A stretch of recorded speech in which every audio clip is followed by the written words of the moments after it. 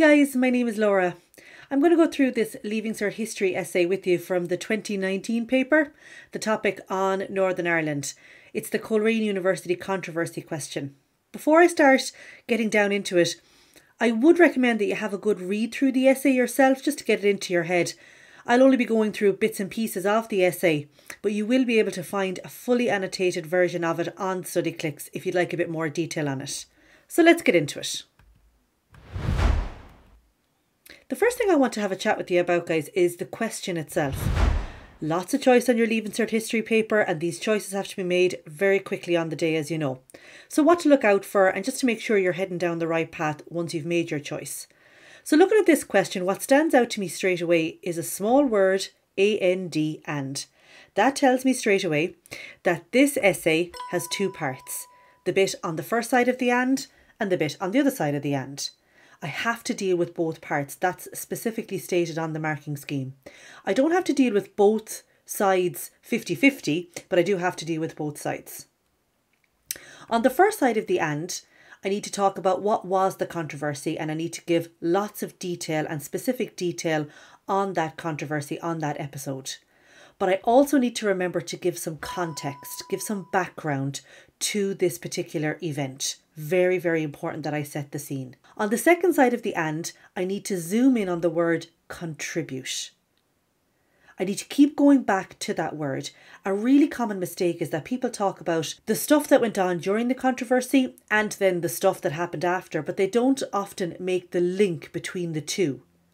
So how did the stuff that went on during the controversy contribute or lead to or illustrate or highlight or increase tensions in Northern Ireland? So use that word contribute or synonyms like highlight, illustrate, increase for contribute, and then you're definitely referring back to the question and showing awareness of the question as you write your essay. So if I do all of those things in relation to the question, I'm definitely on the right path. I mentioned the marking scheme there very briefly, just to look at this very standard part of the marking scheme. All of the examiners are given this information in relation to the paragraphs. I want to look at two specific words on this marking scheme. I want to look at the word outstanding and I want to look at the word substantial. Two big words. I'm often asked, Miss, why am I kind of stuck in the 8, 9 or 10 out of 12 bracket? Well, ask yourself, is this paragraph outstanding? You know, is it really, really exceptional? Is it really substantial? Are there facts or parts of facts and parts of evidence or quotes that you've left out that could add a little bit more substance to this particular paragraph? So keep those words in your mind as you're writing your own essays and as you're reading your sample answers. Is it outstanding? Is it substantial? That's what the examiners are looking for. So now into the actual essay itself, starting off, obviously enough, with the introduction. A pretty good introduction here, possibly even a very good introduction, but it could set the scene a bit more. It could give me a bit more background to what was going on in Northern Ireland up to the Coleraine Controversy. This isn't an easy thing to do, summarising everything that went on since the foundation of the state of Northern Ireland up to this time period. Could you summarise your favourite book or movie or television series in 2 or 3 sentences? It's not an easy thing to do, but I would urge you to practice it because summarising skills come into play in your Leaving Cert in a lot of subjects, but particularly in history. So practice doing that and then explain to me what had been going on in Northern Ireland up to this point, and that would just, as I said, set the scene a little bit more. One of the main players in this episode, we talk about him a lot when we're studying this case study, is Terence O'Neill, and he's not mentioned in this intro.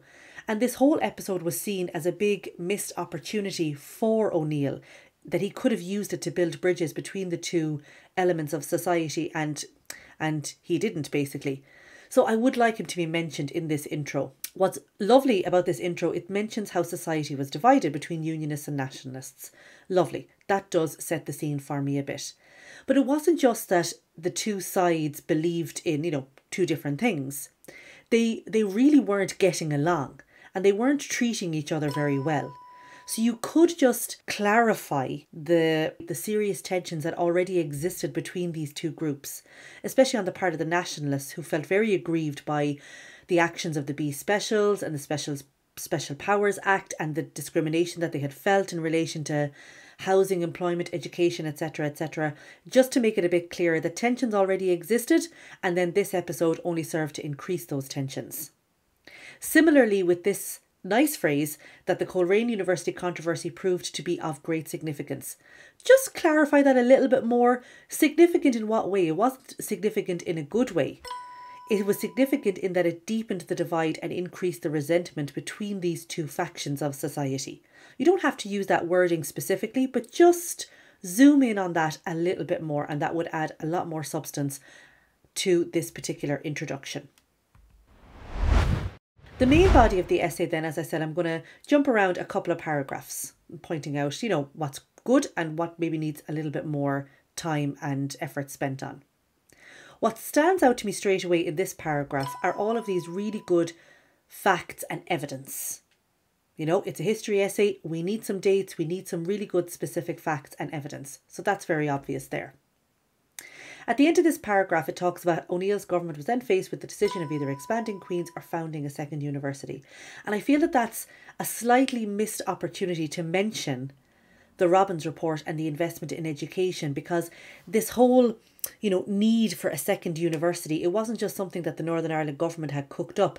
It was, it was happening in the Republic of Ireland. It was happening in the rest of the UK. This was a really, really urgent thing that you could just make a little bit clearer there. Really nice use of quote in that second paragraph there. That's a good idea as well, to use not only your own words and language, but words and quotes from documents of the time and people of the time to help back up your argument. Moving on down the way a little bit to paragraphs 4 and 5. Lots of good, really specific facts here as well. February 1965, the more specific you can get about the dates and the facts, guys, the better. At the end of this paragraph, it talks about why Coleraine was chosen. And that is a missed opportunity to refer to the question, because Coleraine is chosen for all of these reasons, and that in itself created controversy. Do you see how you could just bring it back to the question a little bit more there? Lovely language used in this particular paragraph here in conjunction with this. Linking phrases, they're great. Remember, your history essay, it's not just different chunks of information. There should be a sort of a thread running through your essay, connecting your paragraphs as much as possible. So use those linking phrases and vary them a bit, and that's a lovely one there in conjunction with this, the Lockwood Committee, blah de blah. Nice language used at the bottom of this particular paragraph here. This sparked outrage and caused controversy and protests that will prove significant in Northern Irish history for years to come. Nice language, nice awareness of the question there. The last part of this particular sample answer I'm going to look at, of course, guys, is the conclusion. We have to, just like at the start where you need your summing up skills, you need them here as well. Now, this isn't a terrible conclusion, not at all, but it could be a bit stronger because we have to finish strong. We have to start strong, stay strong, and of course we have to finish strong. What's good about this conclusion? It is a nice, simple summation of the topic. It does go through and it sums up basically what the sample answer has spoken about over the previous pages, and it sums it up quite well. But really, this conclusion should try to place this episode in a wider context, because this episode did spark a lot of other events. So this conclusion could give more detail about the fire that it had lit. People like Ian Paisley and the Apprentice Boys came onto the scene a bit more as a result of this controversy. The issues such as gerrymandering and the housing crisis all gained momentum as a result of this episode, and that would just serve to place this controversy in the wider context, which really should be done in all of your conclusions in your history essays. And that would help turn this conclusion from a good conclusion to a very good and possibly even an excellent or outstanding conclusion. That brings me to the end now, guys, of my breakdown of this particular essay. I hope you found it helpful. And don't forget that you can find a fully annotated PDF of this essay on Studyclix. Talk to you again. Bye bye.